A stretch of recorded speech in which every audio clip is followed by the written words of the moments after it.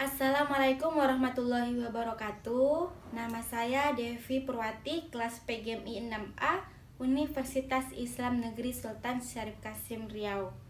Saya berasal dari Kampar Air Tiris. Nah, di sini saya akan membuat video pembelajaran bahasa Indonesia. Assalamualaikum warahmatullahi wabarakatuh. Apa kabar semuanya? Alhamdulillah, semoga kita semua dalam keadaan baik-baik saja. Tetap semangat ya untuk belajar, jangan pernah bosan untuk belajar di rumah. Nah, pada hari ini kita akan belajar tentang apa ya? Siapa yang tahu? Iya, kita akan belajar tentang teks cerita fiksi. Adapun tujuan pembelajaran kita, yang pertama, dapat menyebutkan tokoh-tokoh yang terdapat pada teks cerita fiksi. Tujuan pembelajaran yang kedua, bisa menjelaskan pengertian dan ciri-ciri teks cerita fiksi. Nah, itu dia tujuan pembelajaran kita pada hari ini. Kali ini kita akan belajar tentang teks cerita fiksi. Apa sih cerita fiksi itu? Cerita fiksi adalah cerita hayalan, yaitu cerita yang tidak benar terjadi. Bisa saja cerita itu diturunkan dari mulut ke mulut, dari generasi ke generasi, atau maksudnya dari orang tua ke anaknya, terus menerus seperti itu. Dan cerita fiksi ini juga berasal dari pengalaman seseorang yang kemudian ditambahkan dengan cerita-cerita lainnya. Oke, sekarang kita akan lanjut belajar tentang bagaimana sih ciri-ciri dari teks cerita fiksi tersebut. Kita lanjut belajar ya. Ada 4 ciri-ciri cerita fiksi. Pertama, cerita rekaan atau cerita hayalan yang ditulis oleh pengarang. Kedua, cerita bertujuan untuk menghibur dengan menceritakan suatu peristiwa. Ketiga, ciri disajikan dalam urutan waktu. Peristiwa dalam cerita disajikan dari awal hingga akhir. Dan yang keempat, cerita menggunakan bahasa komunikatif atau mudah dipahami pembaca. Seperti itu ya ciri-ciri dari teks cerita fiksi. Nah, di puncak Bogor, Jawa Barat, ternyata ada telaga yang airnya berwarna-warni loh. Kok bisa ya?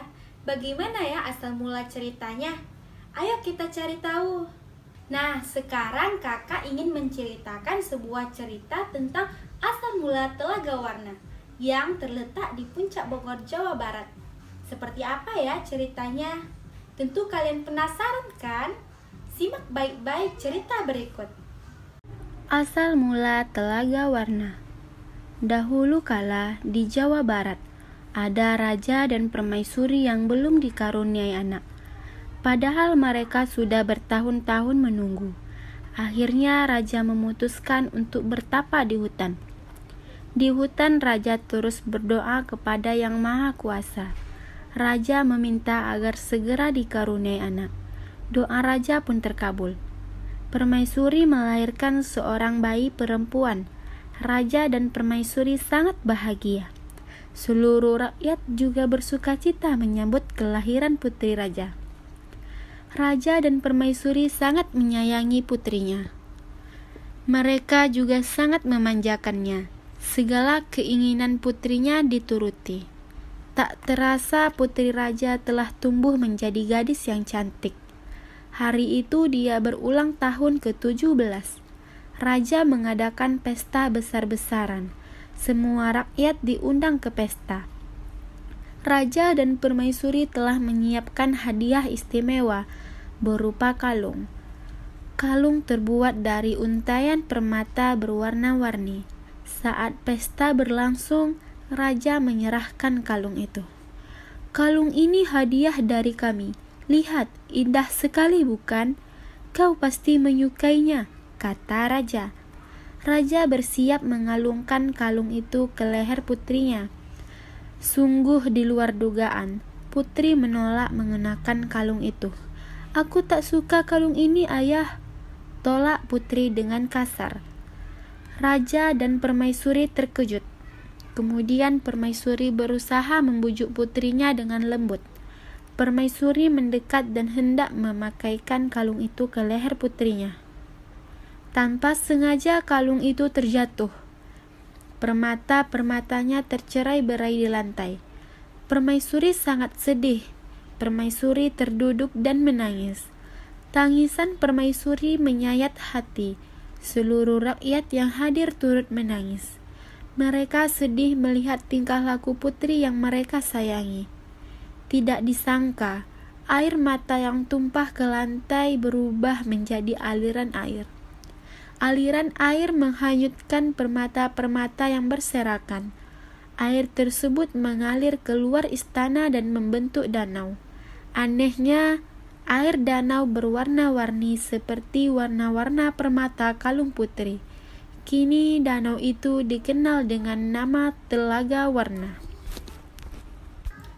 Wah, menarik sekali ya adik-adik ceritanya tentang asal mula Telaga Warna. Kalian masih ingat tidak siapa saja tokoh-tokoh yang ada di dalamnya? Betul, ada raja, permaisuri, dan juga putri raja. Nah, sekarang apakah kalian masih ingat ciri-ciri cerita fiksi? Ini dia. Oke adik-adik, sekarang kita akan menganalisis atau mengidentifikasi cerita ini. Kalian ingat-ingat lagi ya. Oke adik-adik, untuk menguji pemahaman kalian, kakak ada beberapa pertanyaan nih. Apakah ciri-ciri cerita fiksi sudah terdapat dalam cerita asal mula Telaga Warna? Wah, sudah tentunya ya adik-adik. Cerita asal mula Telaga Warna merupakan rekaan atau cerita hayalan yang ditulis oleh pengarang. Nah, ini sesuai dengan ciri-ciri yang pertama. Oke, kemudian coba kita lihat ya tentang terjadinya suatu tempat. Cerita fiksi juga ditulis dengan tujuan untuk menghibur dengan menceritakan suatu peristiwa zaman dahulu.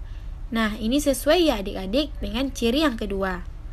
Lalu peristiwa dalam cerita asal mula Telaga Warna dirangkai dalam sebuah alur cerita dari awal hingga akhir.